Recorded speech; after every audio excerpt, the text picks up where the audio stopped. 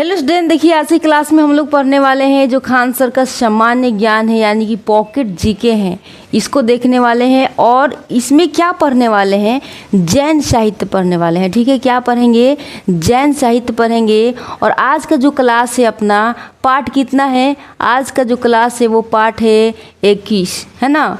और आप लोग जो है वो पेज नंबर निकाल लेंगे, कितने, 02, यानी कि 2 पेज नंबर में आएंगे और उसमें आके जैन साहित्य ढूंढ लेंगे और यहाँ पे आ जाएंगे। और इतना समझने के लिए आपको बस एक स्टोरी ही काफ़ी है। ठीक है, तो चलिए स्टोरी सुनते हैं, बड़े मज़े से, मज़ा आएगा, है ना, और याद भी हो जाएगा एक ही बार में।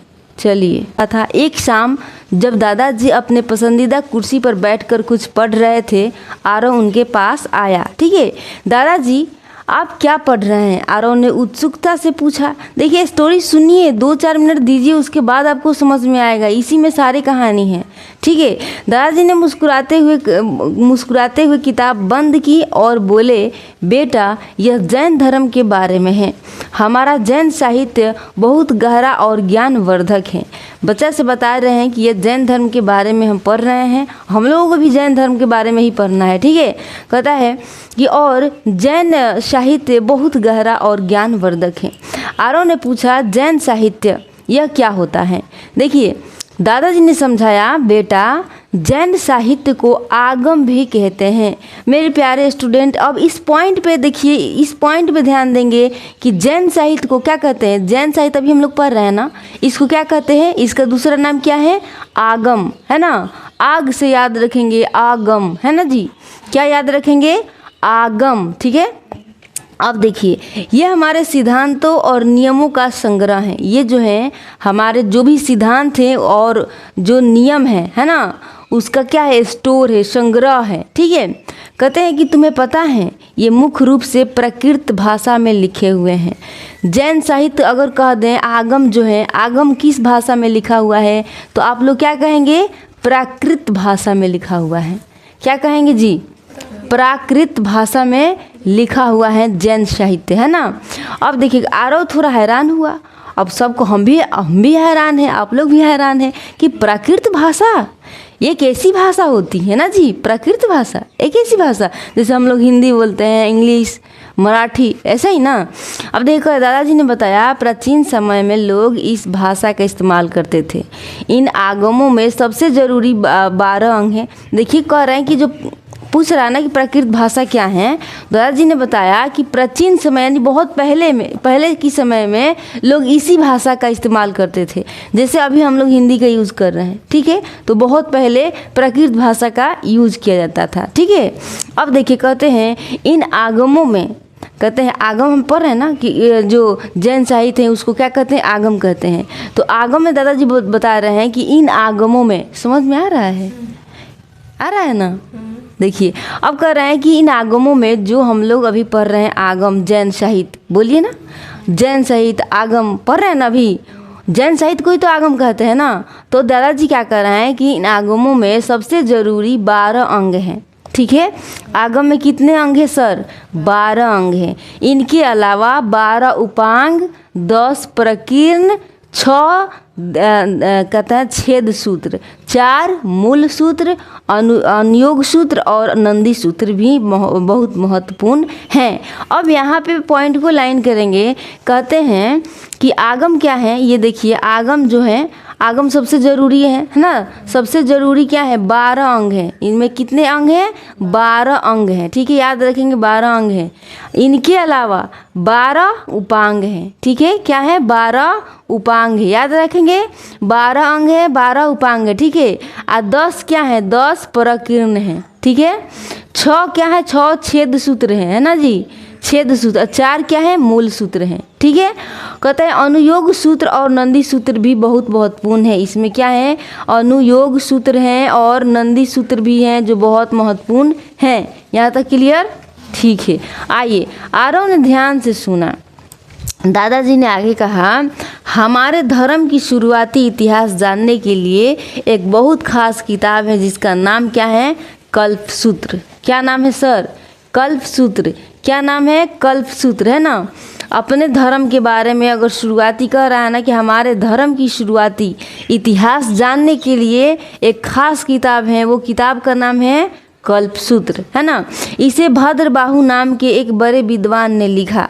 अब कह देगा बताइए कल्पसूत्र जो है किसने लिखा, तो आप लोग कहेंगे भद्रबाहु नाम के एक बड़े विद्वान ने लिखा, है ना। किसने लिखा? भद्रबाहु ने कल्पसूत्र लिखा, ठीक है। अब आइए, अच्छा तो इससे हमें पुराने समय के बारे में पता चलता है। आरव ने पूछा, है ना, कि अच्छा इससे हमें पुराने समय की बारे में पता चलता है। दादाजी कह रहे हैं बिल्कुल। और आचारांग सूत्र में जैन भिक्षुओं के लिए बनाए गए नियमों का जिक्र है। देखिए एक और आ गया क्या? अचार खाने वाला याद रखेंगे ना, आचारांग, ठीक है। आचारांग सूत्र में क्या होता है? आचारांग सूत्र में जैन भिक्षु जो होते हैं ना, कैसे रहना है, क्या करना है, कैसे रहन सहन, जो भी भिक्षु लोग हैं उनका क्या नियम होने चाहिए, आचारांग में लिखा हुआ है, ठीक है। अब देखते हैं उन्हें कैसे रहना चाहिए, क्या करना चाहिए। और तो और भगवती सूत्र में हमारे भगवान महावीर के जीवन के बारे में बहुत बातें बताई गई हैं। एक और सूत्र आ गया क्या? भगवती सूत्र। मेरे प्यारे स्टूडेंट समझ में आ रहा है ना? भगवती सूत्र है ना, इसमें क्या लिखा हुआ है? ये जो हमारे जो भगवान महावीर थे ना, कौन थे? भगवान महावीर, इनके जीवन के बारे में लिखा हुआ है। बहुत सारी बातें बताई गई हैं, क्या करते थे, कैसे क्या, सब कुछ। जैसे हम लोग अपने जीवन के बारे में, अगर हम लोगों के जीवन के बारे में खुद से अभी लिख दें, अभी जिंदा है तो लिख ही सकते हैं ना कि हम लोग क्या करते हैं, कैसे जीते हैं, सब कुछ। हम लोगों से बेटर हम लोगों के साथ में रहने वाला इंसान लिख सकता है ना। हम लोग बहुत सारे पॉइंट छोड़ भी सकते हैं, तो जो साथ में है वो कोई पॉइंट नहीं छोड़ेगा। आप कैसे देखती हैं, कैसे चलती हैं, क्या करती हैं, कितना झूठ बोलती हैं, कितना सच बोलती हैं, ये सब कुछ दूसरा कोई बता देता है। अपने से तो सबको ही लगता है कि अरे हम तो एकदम निर्दोष हैं, बहुत अच्छे से रहते हैं। और देखते हैं भगवान महावीर के जीवन में बहुत सारी बातें बताई गई हैं। किसमें? भगवती सूत्र में, है ना जी। उनके उपदेश, उनके जीवन जीने का तरीका, सब कुछ उनमें है। किसमें है? भगवती सूत्र में है ना। अब देखो तो आरव को यह सब सुनकर बहुत अच्छा लग रहा था। दादाजी ने बात पूरी करते हुए कहा, और एक बहुत ही महत्वपूर्ण जैन ग्रंथ है जिसका नाम है परिशिष्ट पर्वन। क्या नाम है? परिशिष्ट पर्वन। ये क्या है? ये जैन ग्रंथ है ना जी। जैन ग्रंथ का नाम है परिशिष्ट पर्वन, है ना। इसे हेमचंद्र नाम के एक महान आचार्य ने 12वीं शताब्दी में लिखा था। देखिए परिशिष्ट जो है ना, ये परिशिष्ट है, परिशिष्ट पर्वन है। इसकी रचना किसने किया था? हेमनंद किया था, है ना जी। हेमनंद नाम के एक महान आचार्य थे। अब ईस्वी के बाद पूछेगा कि हेमचंद्र जो थे परिशिष्ट लिखे थे तो कितनी शताब्दी में लिखे थे, तो हम लोग कहेंगे 12वीं शताब्दी में लिखे थे, है ना। याद रहेगा। ये भी जैन धर्म की कई कहानियाँ और घटनाओं पर प्रकाश डालते हैं। ये भी लिखे हैं, तो क्या लिखे हैं? जैन धर्म की कोई कहानी लिखे हैं, और क्या क्या घटनाएं हुई, कैसे क्या हुआ नहीं हुआ, इस सब के बारे में लिखे हैं, ठीक है। अब आइए, आरव ने कहा, वाह दादाजी, ये तो बहुत दिलचस्प है। मुझे नहीं पता था कि जैन धर्म का इतिहास इतना समृद्ध है। दादाजी ने प्यार से आरव के सिर पर हाथ फेरा और बोले, ज्ञान की कोई सीमा नहीं होता बेटा, बस जानने की इच्छा होनी चाहिए ना जी। उस दिन के बाद आरव ने अपनी दादाजी से जैन धर्म और उसके साहित्य के बारे में और भी कई बातें सीखी। दादाजी कहानियाँ ने आरव को अपने धर्म और उसकी विरासत के प्रति एक नया सम्मान सिखा दिया। इतना तो आप लोग कहानी सुन के सीख ही गए होंगे किसे क्या कहते हैं और किस में क्या लिखा हुआ है ना। अब देखिए, अगर यहाँ से भी काम ना चले तो यहाँ कह रहा है कठिन शब्दों का सरल अर्थ। मतलब जो कठिन शब्द हैं उसको एक सरल शब्दों में हम बताने जा रहे हैं, तो बस ध्यान से सुनना है। इसके बाद हम सीधे किताब पे आ जाएंगे, ठीक है। सीधे कहाँ आ जाएंगे? किताब पे आ जाएंगे, और आप लोगों से पूछेंगे और आप लोग बताएंगे। कठिन नहीं है ना। चलिए देखिए, आगम सिद्धांत का मतलब है ये जैन धर्म की किताब, है ना जी। आगम क्या है? ये जैन धर्म की किताबें या नियमों का संग्रह है। जैसे आपकी स्कूल की किताबें होती हैं, वैसे ही जैन धर्म की मूल किताबें हैं जिनमें सब बातें लिखी गई हैं, जिसे क्या कहते हैं? आगम कहते हैं। जैन धर्म की सारी बातें लिखी गई हैं, उसे क्या कहते हैं? आगम कहते हैं, है ना। अब देखिए प्राकृत भाषा, यहाँ पे भी हम लोग पॉइंट डाले थे ना, कहते हैं यह पुरानी भाषा है जो पहले भारत के कई हिस्सों में बोली जाती थी। ये प्राकृत भाषा बस एक भाषा है, जैसे हिंदी भाषा, इंग्लिश भाषा, है ना, तो उसका नाम ही है प्राकृत भाषा।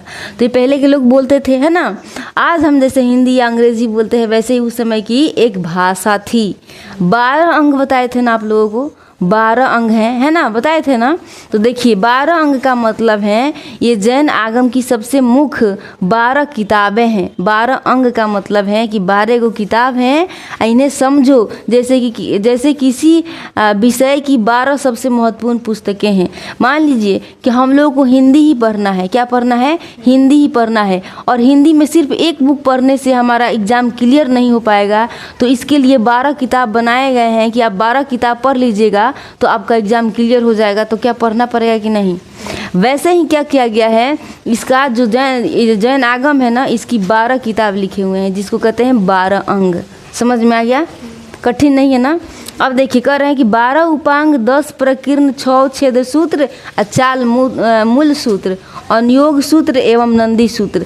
इसका मतलब समझिए 12 उपांग, देखो ये भी आगम किताबें के अलग अलग हिस्से या और किताबें हैं जो 12 अंगों के साथ मिलकर पूरा जैन साहित्य बनाती हैं।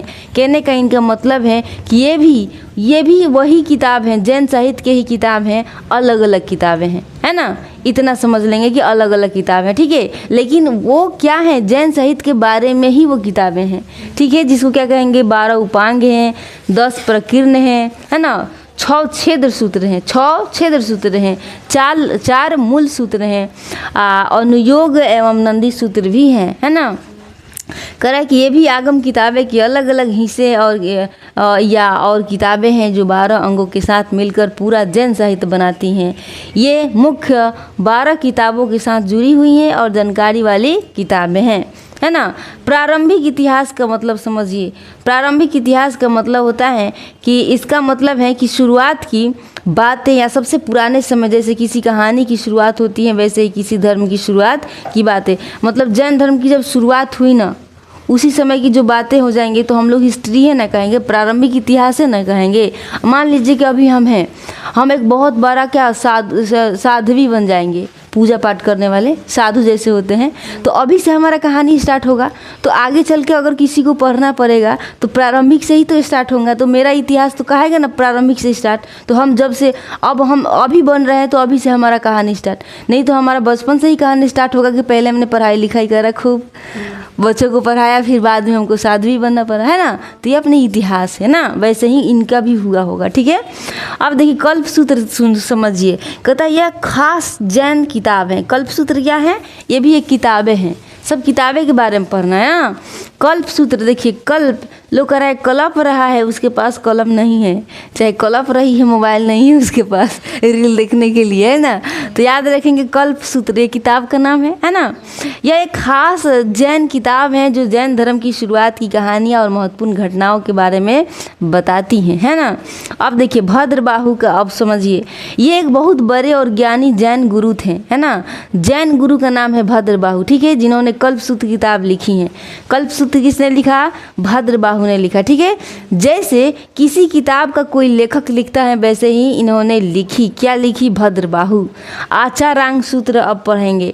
यह एक जैन किताब है जिसमें जैन साधु संतों भिक्षुओं के लिए जीने के नियम लिखे हैं। क्या? आचारांग में, है ना। जैसे घर में बड़े लोग बताते हैं कि कैसे रहना चाहिए, वैसे ही ये नियम लिखे हुए हैं कि भिक्षुओं को कैसे रहना है, क्या करना है, नहीं करना है। आचारांग सूत्र में लिखा हुआ है ना। भगवती सूत्र अभी हम लोग पढ़े थे, ये भी एक जैन किताब है जिसमें भगवान महावीर, जैन धर्म के संस्थापक। अब पूछेगा कि जैन धर्म के संस्थापक कौन है? तो भगवान महावीर, है ना, भगवान महावीर। देखिए जैन धर्म के संस्थापक, इनकी जीवनी, भगवती सूत्र में इनकी जीवनी और इनकी कहानी, सब कुछ उपदेश क्या क्या, मतलब पूरा जीवनी लिखा हुआ है। किसमें? भगवती सूत्र में, है ना। अब कहते हैं कि इसमें बताया गया है कि उन्होंने कैसे जीवन जिया और क्या सिखाया, है ना। अब देखिए हम ही हैं, तो अगर हमारा जीवन ही लिखेंगे तो हम कहेंगे ना, लिखाएगा ना कि हमने बच्चों को कैसे कैसे पढ़ाना सिखाया, है ना, कौन कौन पढ़ा था, हम क्या करते थे नहीं करते थे, ये सब चीज़ें। तो वैसे ही ठीक है। अब देखिए महावीर, ये जैन धर्म के सबसे महत्वपूर्ण गुरु थे। कौन? महावीर। अब देखिए जैन कहते हैं उन्होंने जैन धर्म को लोगों तक पहुंचाया और उनके सिद्धांतों को समझाया। ठीक है, यही है मेन एक्टर। अब देखिए कहता है हेमचंद्र कृत परिशिष्ट पर्वन। देखिए कहता है यह हेमचंद्र नाम के एक बड़े विद्वान द्वारा लिखी गई एक बहुत जरूरी जैन किताब है, जिस किताब का नाम है परिशिष्ट पर्वन। क्या नाम है? परिशिष्ट। अब लिखा कब गया? 12वीं शताब्दी में लिखी गई। ठीक है। कृत का मतलब होता है कि रचित या इसके द्वारा लिखा गया। हेमचंद्र कृत मतलब इनके द्वारा परिशिष्ट पर्वन लिखा गया। कृत का मतलब क्या है सर? तो रचित, इनके द्वारा रचित है, इनके द्वारा लिखी गई। ठीक है। अब हम लोग ये खान सर का बुक में इतना कुछ लिखा हुआ है तो यहाँ पे ज़्यादा समझ में नहीं आएगा, तो हम सीधे चलेंगे सर के बुक पे, है ना। वहाँ पे बड़ा मज़ा से समझ में आएगा और यकीन के साथ समझ में आएगा कि वाकई हम लोगों ने क्या पढ़ा है और बुक में क्या दिया हुआ है ना। साफ साफ दिख रहा है। आइए, कहता है जैन साहित्य। देखिए जैन साहित्य को क्या कहते हैं? आगम सिद्धांत भी कहा जाता है। आगम सिद्धांत, है ना। जैन साहित्य को आगम सिद्धांत भी कहा जाता है। अभी हम लोग पढ़े हैं। ठीक है। ये किस भाषा में लिखा गया है? प्राकृत भाषा में, है ना। बोलिए, अभी पढ़ाए हैं, नहीं बोलेंगे तो मारेंगे। यह प्राकृत भाषा में लिखे गए हैं, है ना जी। जैन आगमों में सबसे महत्वपूर्ण क्या है? 12 अंग हैं, जिसमें 12 अंग, 12 उपांग, है ना, 10 प्रकीर्ण, 6 छेद सूत्र, 4 मूल सूत्र हैं, अनुयोग सूत्र एवं नंदी सूत्र की गणना की जाती है। इसी में कितने अंग हैं? 12। अगर हम कहेंगे कितने प्रकीर्ण हैं तो 10, उपांग पूछेंगे तो 12, है ना, छेद सूत्र पूछेंगे तो 6, मूल सूत्र पूछेंगे तो 4, है ना, और अनुयोग सूत्र एवं नंदी सूत्र की गणना की गई, मतलब बताई गई है ना। अब आइए, जैन धर्म का प्रारंभिक इतिहास को क्या कहते हैं? कल्प सूत्र से ज्ञात होता है। मतलब इसी में सारे जैन साहित्य के क्या है? इतिहास लिखा हुआ है ना।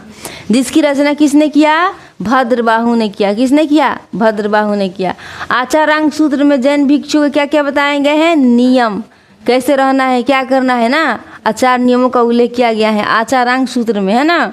अब देखिए भगवती सूत्र में महावीर के जीवन की शैलियों पर प्रकाश पड़ता है। भगवती सूत्र में महावीर के क्या लिखा गया है? जीवन शैली लिखा गया है। पूरा जीवन लिख दिया गया है, जीवन डायरी, पूरा जितना क्या हुआ था नहीं हुआ था सब कुछ भगवान महावीर के लिख दिया गया है। किसमें? भगवती सूत्र में, है ना।